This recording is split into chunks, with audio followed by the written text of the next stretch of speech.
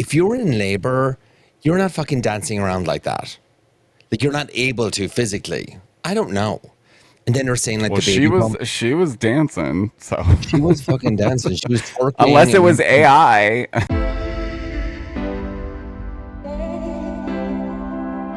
I can. Perfect. Okay, great. All right. Oh, shit. Okay.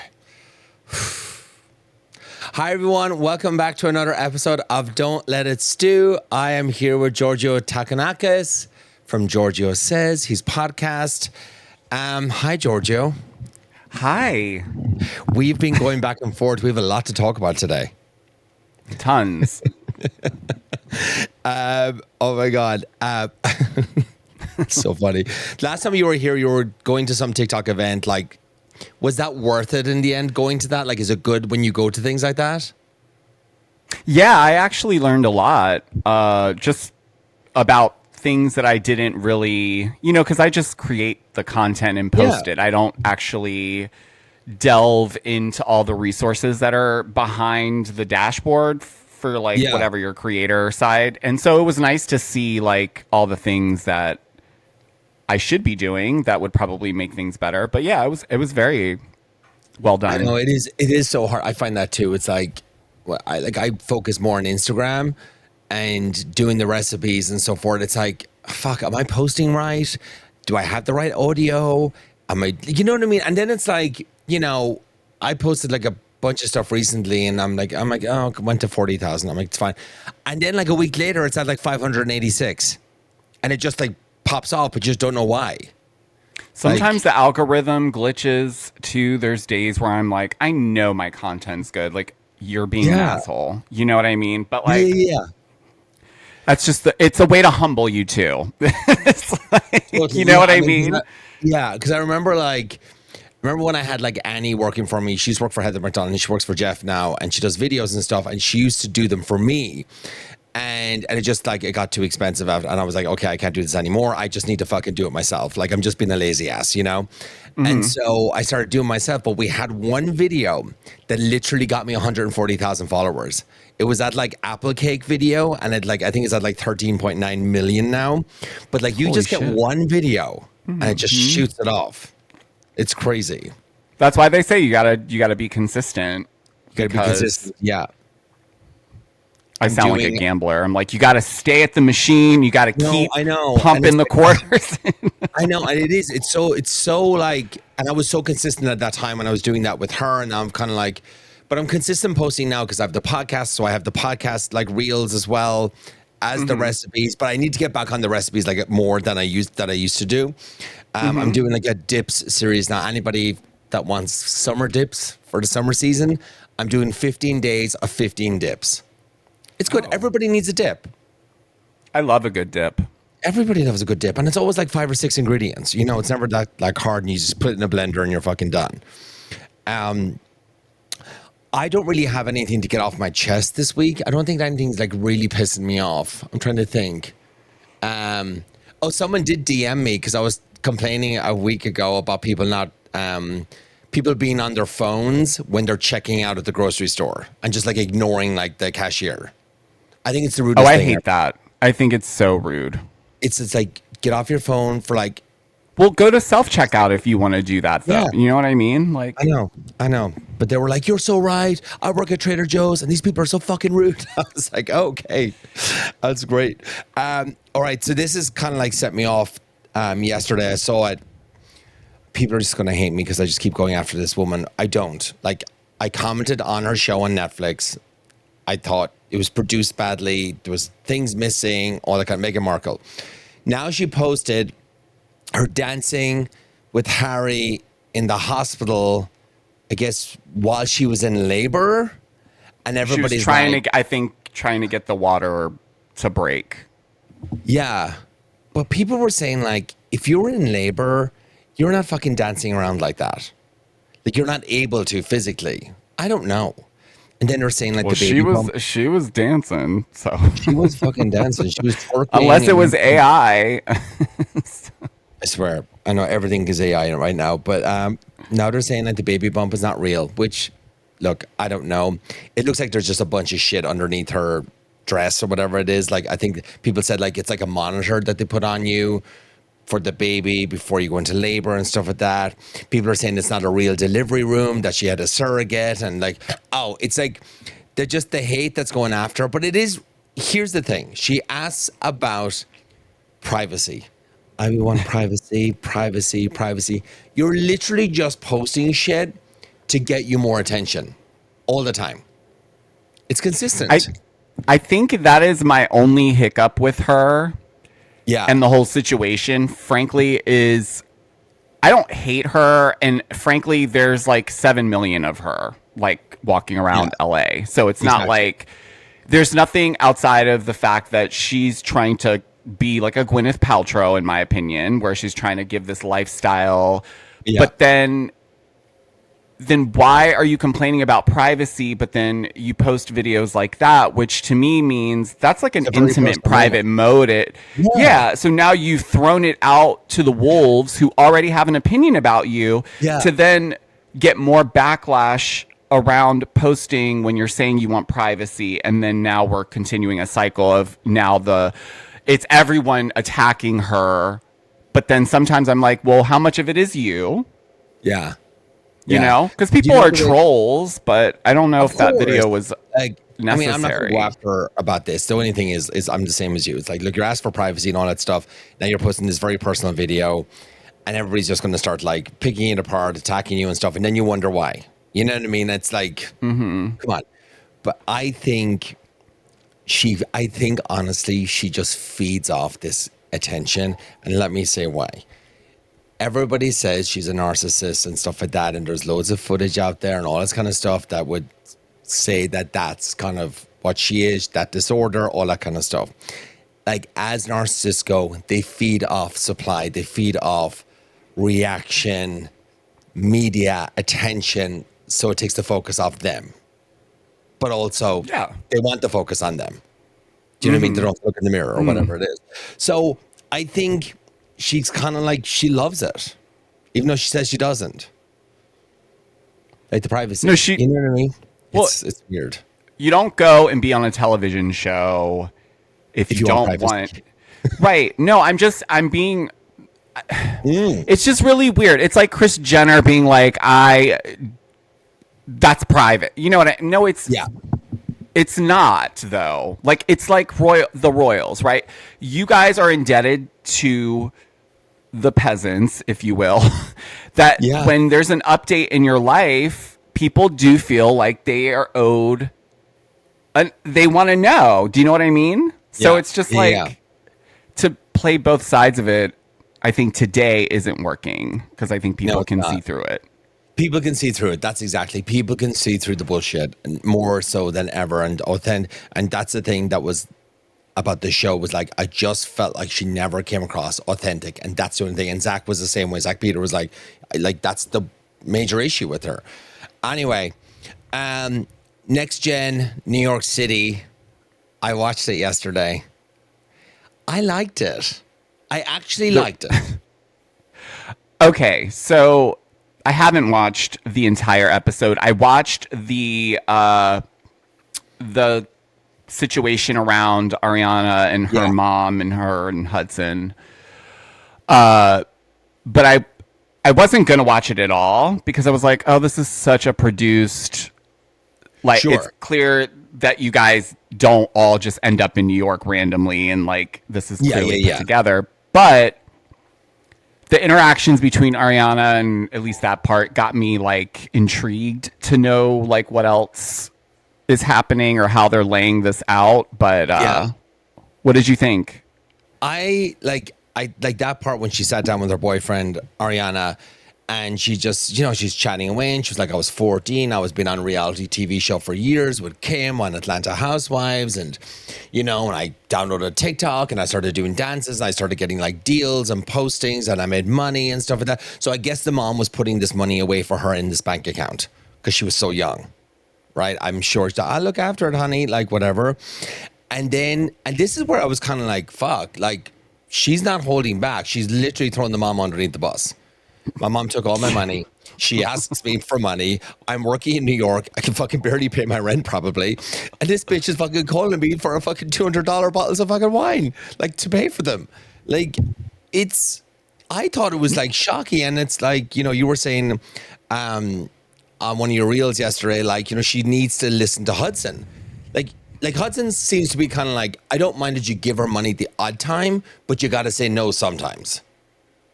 No, but he made a valid point. He says, how do you know where your money's actually going? You're just sending her a Cash App or whatever. Totally.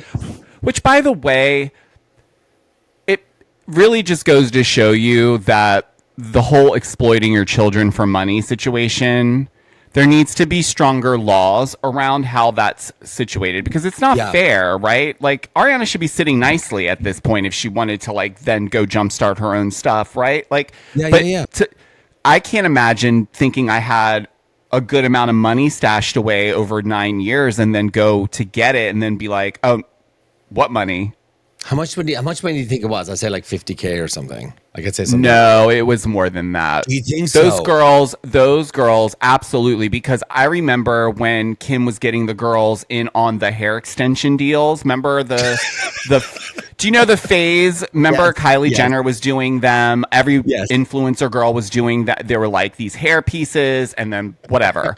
Or it was like a hair wand or the hair crimper. Like whatever the thing was. Okay. I remember those girls posting, and I know that because Kim at that time was at the height of who she was on a very big show line as well, right? She had like her own wigs or something. She did that bit, yeah. But the girls specifically started doing their own influencer style posts, but on the back of Kim's notoriety. Obviously, they worked out probably bigger deal. I mean, like they probably got paid at least $5 to $10 grand. I'm gonna say per post. Okay. So imagine over 9 years how much that racks up to be. And again, they had their own spinoff for 8 seasons on Bravo too. Oh, so Jesus, they literally grew up being exploited and being basically forced into influencers. And back then, companies did pay like 5 or 10 grand. They're not fucking and doing more. It now, but they were back not then. Now, no, but more back then. It was like people were really making a lot of money on these collaborations. So I know that there was at least, I'm gonna guess here and say at least $250,000 was probably in there over a 9-year period. I think that's fair. So pissed.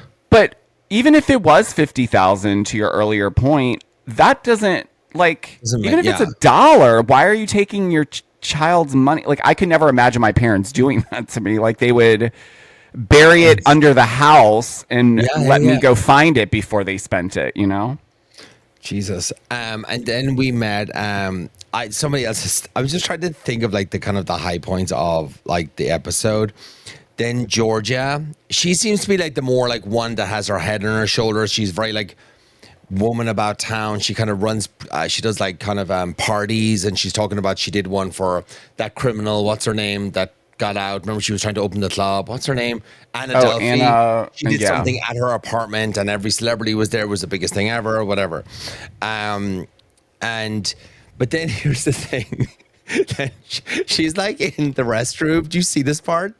And like the girls all go to the restroom, and she didn't wash her hands. Not washing her hands. I was like, this is fucking disgusting. I just was like, I have to say, I have met a few people that have that mindset.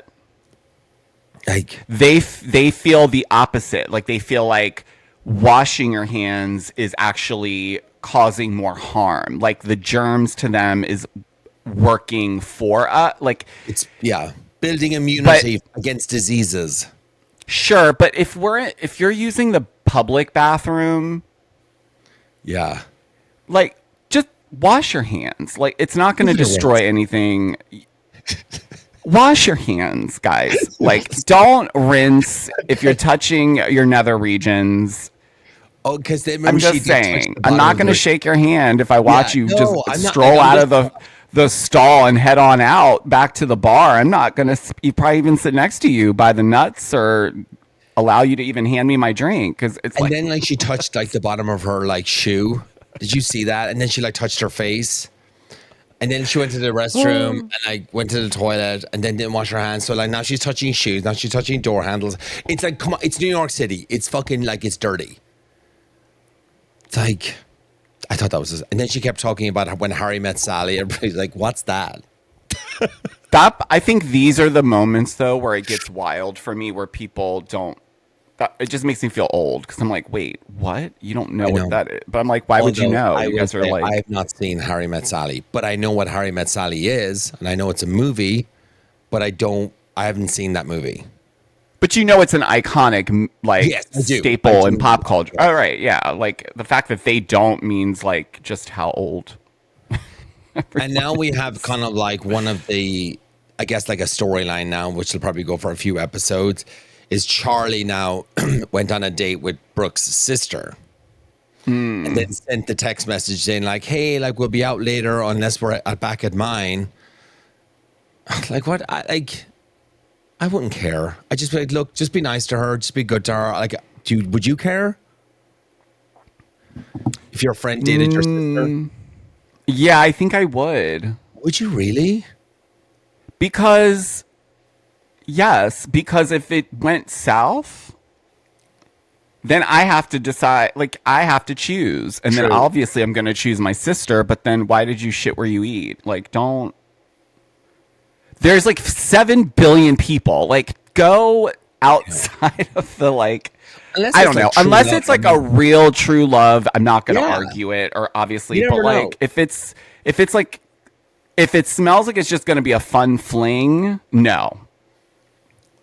Because that's weird. If you're like kind of interested in getting to know her and stuff, like I'm all about it. That's fine. Yeah.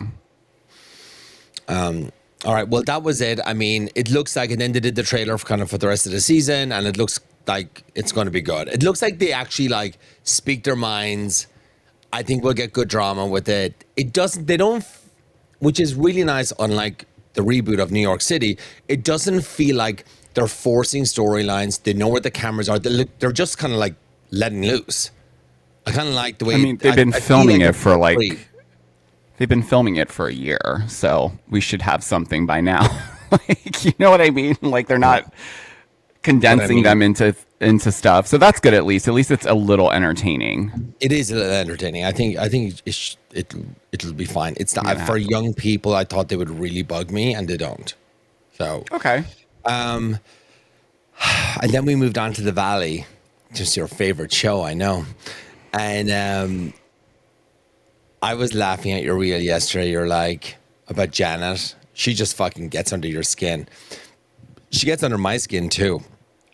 It's gotten to a point where I think, like, I actually think I need to, like, talk to my therapist about it. It's like, why is she triggering me so much? Like, honestly, truly, I was done with my recap yesterday, and I was like, what's going on with you? Like, do you need to fly out to the Valley and go, like, hash it out with Janet and get this out of your, like, spirit and move on? Because, like, this is insanity. But you know what it is? Danny keeps feeding into it because he keeps commenting on my posts and liking stuff. And like, so it's just gassing me up because now I feel like I've got to protect them. Oh my God. Yes, really Danny from the show. Because it's like, they're trying to take him down. So of course he's got to do what he's got to do. But it's just like, it's clearly a thing. So I have it on my list. You're on like the Valley team now. Like you're like with them all. What is it like? Because maybe I'm missing something. Look, she is kind of annoying. I can kind of see a bit through her. What is it that really fucking bothers you about her? Like, what's she doing that like is like you need to stop? It's a really twisted, manipulative game that she plays. That's very subtle. And what I would say, and if you've anyone listening who works in corporate America. She is corporate America. Like, really? Smile in your face, be like a peer and a collaborator. But then when you leave, she goes into the boss's office and talks mad shit about you, exaggerates things. Yeah. And then when you're fired, she's telling you, let's stay connected so I can help you. She's not going to fucking help you. Do you know what I'm saying? It's that mindset, except it's obviously within a group of friends and it's reality television. But it reeks of like she's a micromanaging, manipulative human. I don't know. She might be on the same level of Jax. Absolutely. Really? 100%. Because in the scene when they're at Sheena's, which was, were those supposed to be enchiladas or like enchilada soup?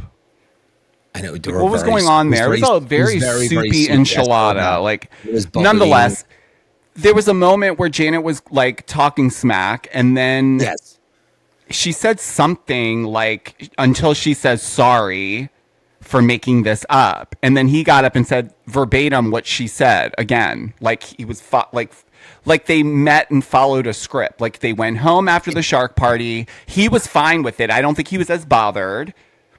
She was, because she was like, this is distracting from us taking Danny and Nia down. Because now everyone's going to talk about you not wearing your ring, you idiot. So you're going to have to get mad again. And so she made this whole thing, oh, my mom was visibly upset. And it just made me think like, wow, that really is really horrible. And it's like, no, it wasn't. That didn't happen. When I really thought about it, then I got mad. Like, don't bring your mom into it. Your mom doesn't care. I thought it was really telling because clearly this whole ring thing and him taking off his ring whenever he goes to bars, whatever it is, it fucking bothered her so much because there was a little part at the beach and, someone brought like a metal detector or something like that, I guess, or whatever. And, like, oh, what does that find? He's like, well, maybe Jason took off his ring. Maybe we'll find Jason's ring or whatever. She said it. Janet did.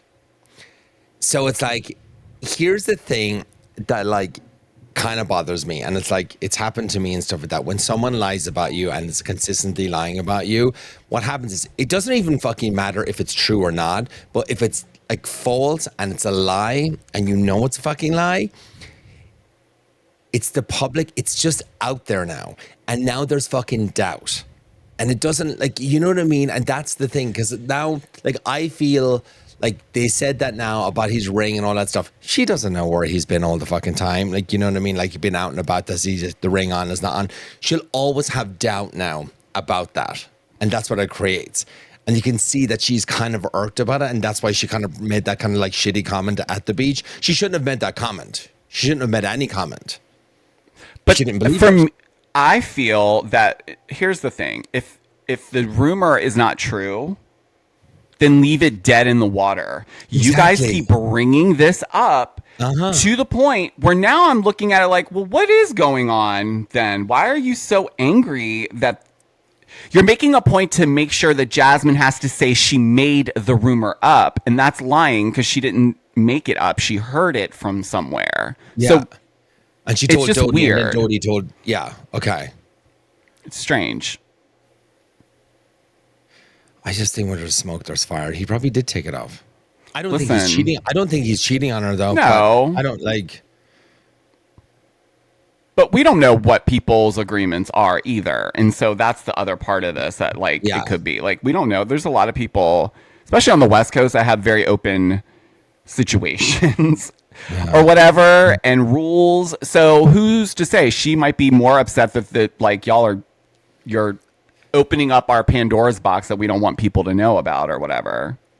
And then like they called Jasmine up then to talk to Jasmine, be like, kind of look for this kind of apology. Like, what are you doing? Jasmine kind of lost it for me because she just started being loud and just started shouting and kind of like, do you know what I mean? It's like she couldn't get her. She was looking for a moment. She was looking for a moment. I think she probably had a few drinks, whatever that, and she just felt like she was just on the defense, like big time. And I was like, no, just be cool and like. But I mean, whatever. And listen, I want to really quick say this because I've noticed this the last few episodes with Jasmine. I want to like her, but she always does something that then leaves me being like, you just did that for the cameras. Yeah. Like for every episode, like the last episode when Brittany was talking to Schwartz about how Jax is not paying the mortgage. At the very end, she randomly gets up, freaking out, and wants to destroy the place. And even Brittany's looking at her, laughing, like, "Okay, well, let's not get too wild." Yeah. But it was just like stuff like that. And then the beach moment, she didn't need to flip out so quickly. No, she could have. She could have just gone with it. But I feel like she was just looking for a moment. Yeah. And then this is so fucking weird. Okay. Like, maybe Sheena set this up or whatever. Like, I think she did on the beach because it just doesn't make any sense. It's like, so then they're talking about like, how big is Brock's D? He's kind of embarrassed. He's just sitting back there on his phone. And then they're talking about hemorrhoids and getting it up the butt and all this kind of shit. And then she talks about hemorrhoids. And then she has an Instagram reel for Preparation H the day that episode comes out. Science for hemorrhoids with Sheena and all this kind of stuff. Like, so wait, did you think I think they approached her about Preparation H. She was like, do you think you could talk about, like, have a funny joke on the show and then we can release it the day that comes out of it? Like, how did that work? Do you get what I'm saying? So it could be a number of things. She could have already had something lined up to do with them. And maybe there's a longer partnership. And so she may have approached it and said, whenever I'm on camera, I will make a point to reference to the fact that I had hemorrhoids and, you know, somehow tie into like this thing. And that's kind of what it felt like to me, because it was a lot of butt talk. It was a lot of butt talk. And specifically Janet really, for some reason, really wanted to know who was getting it up the butt. Do you know what I mean? Like, it was weird. I'm just like, why? Yeah, why does it matter? Happening? Yeah. What does it matter how someone's getting it in? Like, where do you care where they're digging? Oh, Jesus. And so then they were kind of like, they kind of were all sitting around. And Zach was like, kind of going at Brittany then, like, I need to say this, like, you hold me to a different standard and all this. And she's like, you guys are all my best friends. Like, stop doing that. I love you all. They're like, And then Jared is like, what? Like a makeup artist? I don't know what the fuck he is, but you know what? Team Zach on that, because who the fuck, after last season saw how he really was being with Janet in that room. Yeah. You're guilty by association now. So I think I just need to get to the valley. It's starting to piss me off again. You just need to enroll. I'm gonna rent an Airbnb there for a couple weeks and sort this out. Don't you feel that like Brittany always talks about Jack? She's like, you know, I deserve better. I don't deserve this. Like, nobody deserves this and this and the other. But then she's going on this date and she talks about it at the beach. She's like, oh yeah, I have a hot date after I drove here and this, that, and the other.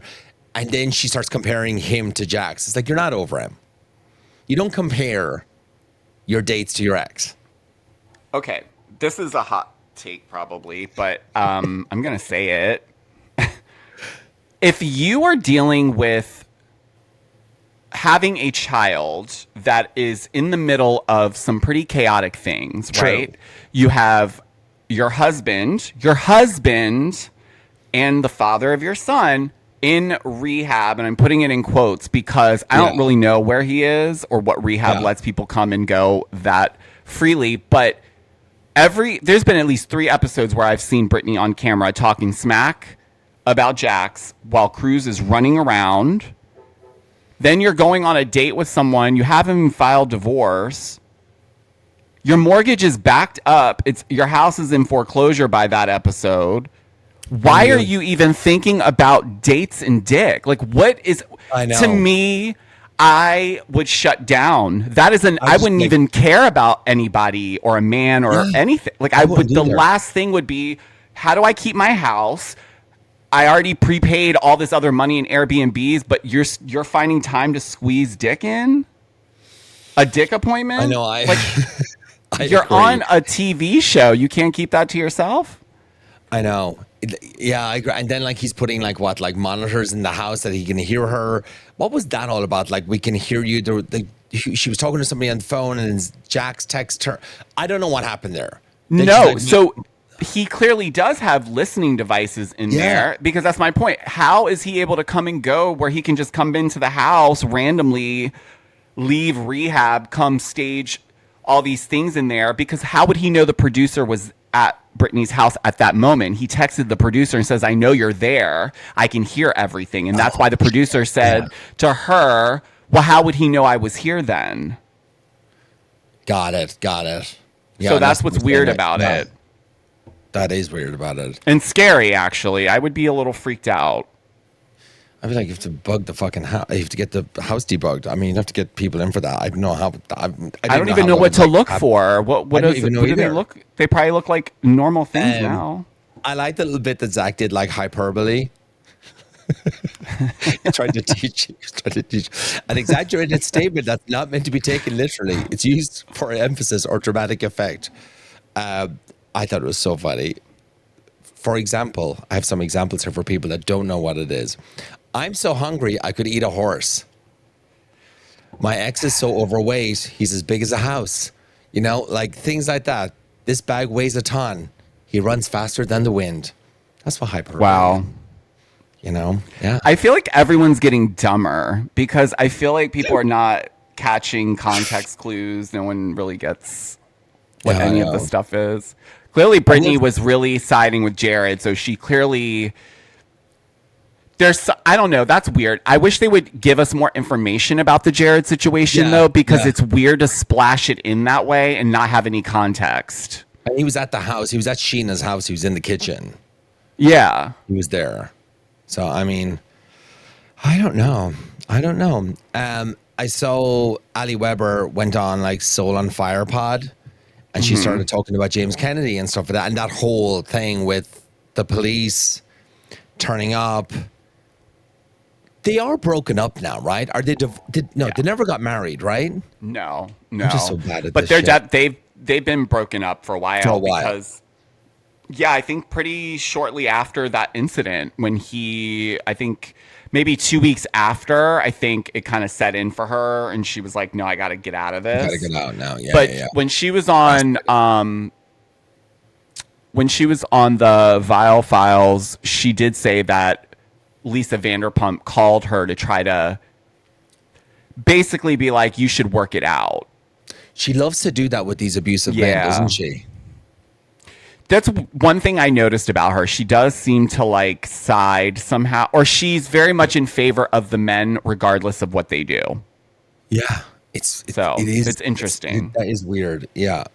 And then I saw a clip of Ariana was on like Not So Fat, Not So Skinny podcast, and she was talking about, because I always wanted to kind of hear like what she was said about the show and going back, and she couldn't afford not to go back, and then she went back, and now everybody thinks that she like ruined the show, which I kind of still think that she kind of I don't know, was she done? Like, I don't know, like she kind of messed it up for everybody because she was like, I'm not coming back, I'm fucking done. She's like, I want to out. You mean Ariana? Yeah, Ariana, sorry. From Vanderpump Rules, you mean the show? Yeah.